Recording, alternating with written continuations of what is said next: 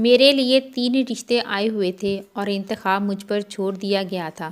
بتا نہیں سکتی ان دنوں کتنی پریشان تھی۔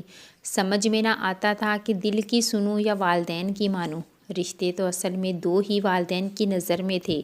تیسرے رشتے کو تو میں بے شمار آنسوؤں کی برسات کے باعث زیر غور لانا پڑا تھا۔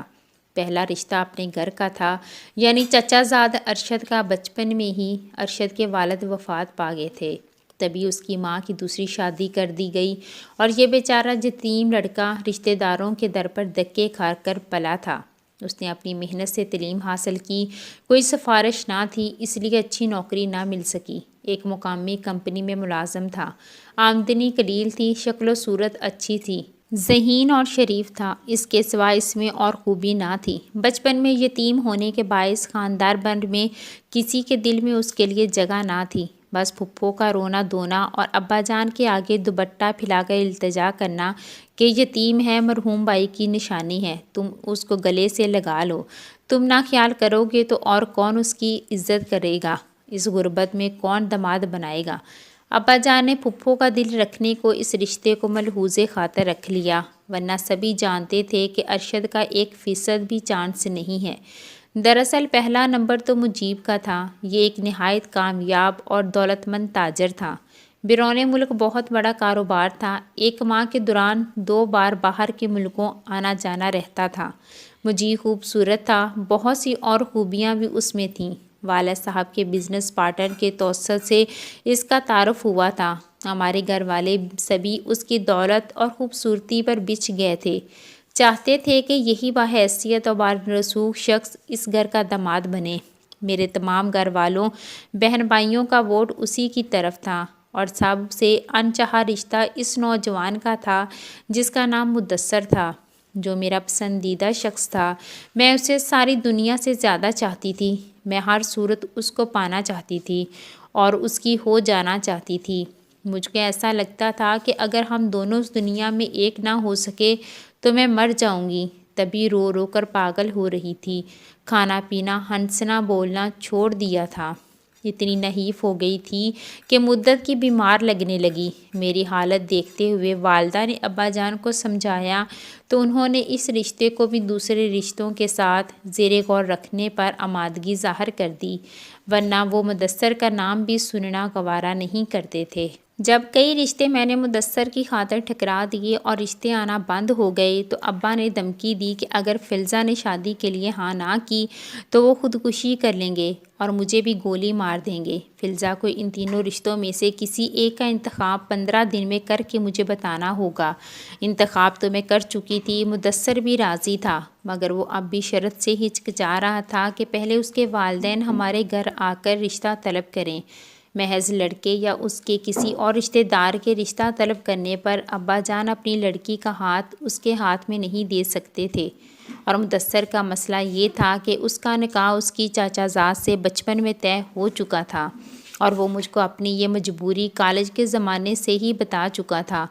پھر بھی میرے دل نے اسی کو قبول کیا اور اپنا سب کچھ مانا، کیونکہ میں فرسٹ ایئر سے ہی اسے اپنے من میں بسا چکی تھی۔ وہ گاؤں کا رہنے والا تھا اور شہر میں پڑھنے آیا ہوا تھا۔ اس کا قیام یہاں اپنے ایک دوست کے پاس تھا۔ اس کا کہنا تھا کہ وہ 8ویں کا طالب علم تھا۔ جب اس کا نکاح اس کی چاچا زاد سے کر دیا گیا تھا، وہ اس سے آپ شادی نہ کرے گا اور جب اپنے پاؤں پر کھڑا ہو جائے گا تب رخصتی کرا کر لانے کی بجائے اپنی منحوسہ کو طلاق دے دے گا۔ بہرحال کہتے ہیں نا کہ محبت اندھی ہوتی ہے، بس مجھ کو بھی یہ رکاوٹیں محبت کے سمندر میں تنکے کے برابر لگتی تھیں۔ پرواہ نہ تھی کہ اسے شادی ہو گئی تو آگے کیا انجام ہوگا، بس یہی جنون تھا کہ کسی طرح اس کی دلہن بن جاؤں۔ جب والد نے خودکشی کی دھمکی دی تو میں ڈر گئی۔ اپنے مرنے کا اتنا غم نہ تھا، ابو کی زندگی پیاری تھی، اسی لیے میں نے کہہ دیا کہ 1 ہفتے میں سوچنے کا موقع دیں۔ میں جلد ہی تینوں رشتوں پر سوچ بچار کے بعد کسی ایک کا انتخاب کر کے اپنی مرضی سے آگاہ کر دوں گی۔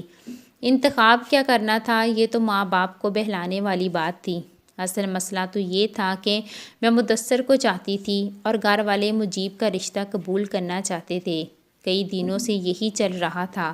جب میں مدثر کا نام لیتی تو سبھی سمجھانے بیٹھ جاتے یا مین میخ نکالنے، دیکھ لینا کہ اس کا تمہارے ساتھ نباہ نہیں ہو سکے گا۔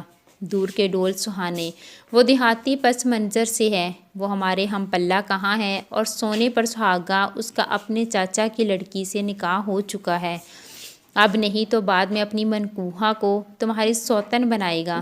یہ دیہاتی رشتہ داری اور برادری سسٹم میں جکڑے ہوتے ہیں، بچپن کے نکاح نہیں چھوڑا کرتے۔ خاندان بھر کی مخالفت مول لے کر نہ تم خوش رہ سکو گی اور نہ وہ۔ اگر ایسا ہی پیار سچا ہے تو ابھی کیوں نہیں اپنی منکوحہ کو طلاق دے کر بات صاف کر لیتا؟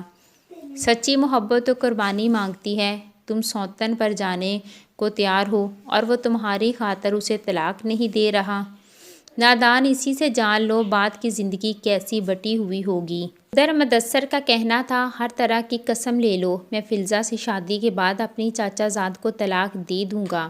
ابھی اس لیے نہیں دے سکتا کہ والدین اور چاچا میں زمین کا جھگڑا چھڑ جائے گا تو میری یہاں شادی کھٹائی میں پڑ جائے گی، ساری برادری ایسی دشواریاں کھڑی کر دے گی کہ میری شادی ناممکن ہو جائے گی۔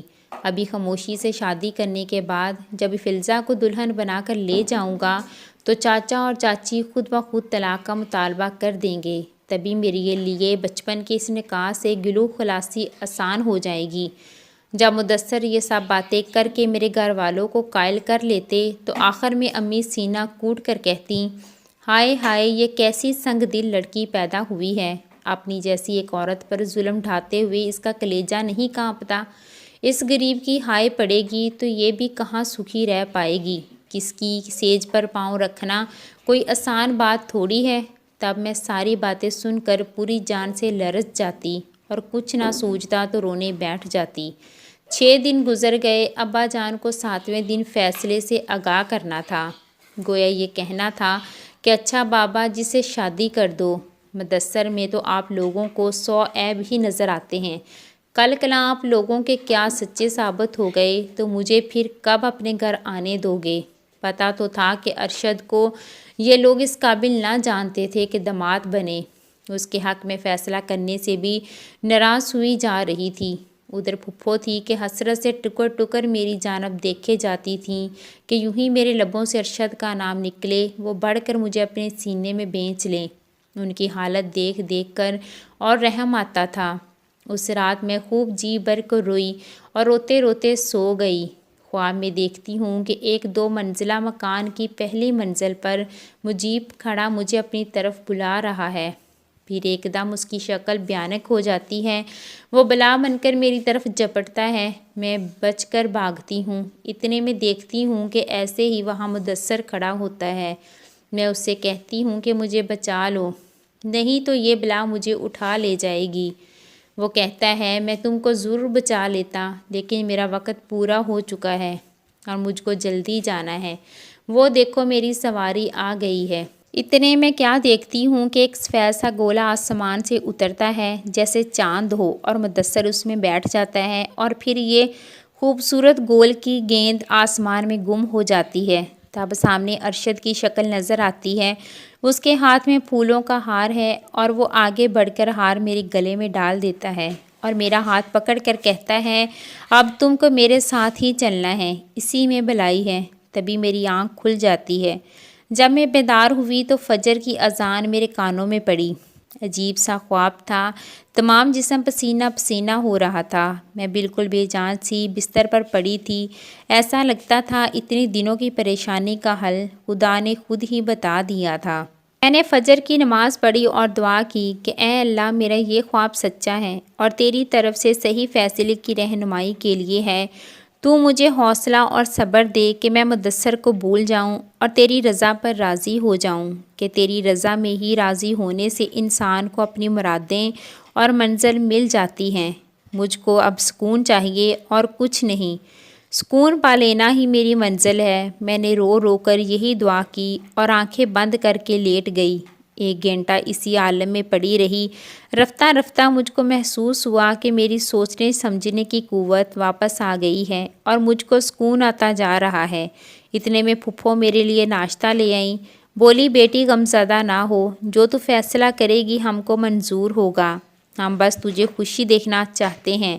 اگر تم کو ارشد پسند نہیں تو کوئی بات نہیں، مگر میں دیکھ رہی ہوں تم کئی دنوں سے مرجائی رہنے لگی ہو۔ اپنے دل کی بات مجھ سے کہہ دو، میں تمہارے والد کو سمجھا دوں گی۔ میں نے بے اختیار پھپھو کا ہاتھ پکڑ کر لبوں سے لگا لیا کہ ان ہاتھوں سے وہ میرے لیے ناشتہ بنا کر لائی تھیں اور مجھے پریشان دیکھ کر تسلی دے رہی تھی۔ میں نے کہا، ہاں پھپھو، میں آپ کو اپنے دل کی بات کہتی ہوں۔ آپ ابا جان سے کہہ دیجئے کہ مجھے پہلے دونوں رشتے پسند نہیں ہیں، مجھے ارشد اور آپ پسند ہیں۔ بس یہی میری مرضی ہے اور یہی میرا عندیہ ہے۔ میرے فیصلے پر سبھی گھر والے حیران رہ گئے۔ ان کا خیال تھا کہ مدثر کے مقابلے میں اب بھی اگر میں کسی کا انتخاب کروں گی تو وہ مجیب ہوگا۔ پھپھو سے امی ابو نے یہ کہہ رکھا تھا کہ تینوں رشتے ہیں، ان میں جس کا انتخاب ہماری فلزہ کرے گی ہم اس کی پسند کو ملحوظ خاطر رکھیں گے اور اس پر اپنی مرضی کو زبردستی مسلط نہ کریں گے۔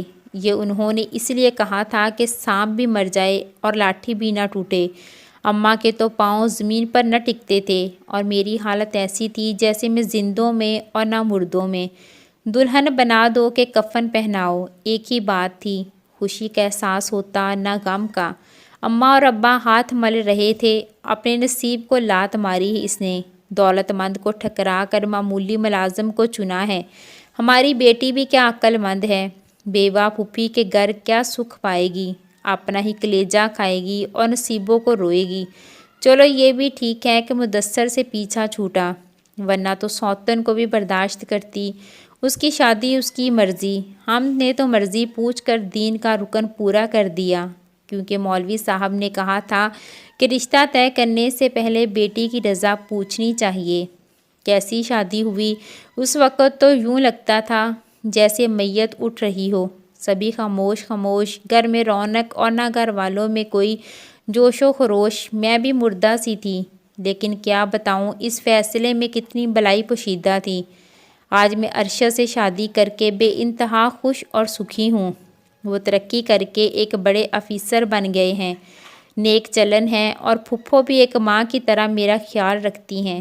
انہوں نے مجھے زندگی کی ہر خوشی دی ہے، محبت بھی دی اور مجھ میں اب ان سے ہی محبت ہے۔ ان کے بغیر میں ایک پل نہیں رہ سکتی۔ ہمارے پیارے پیارے 4 بچے ہیں، ہمارا آنگن خوشیوں سے بھرا ہوا ہے، جبکہ مدثر میری شادی کے بعد ایک حادثے میں اللہ کو پیارے ہو گئے۔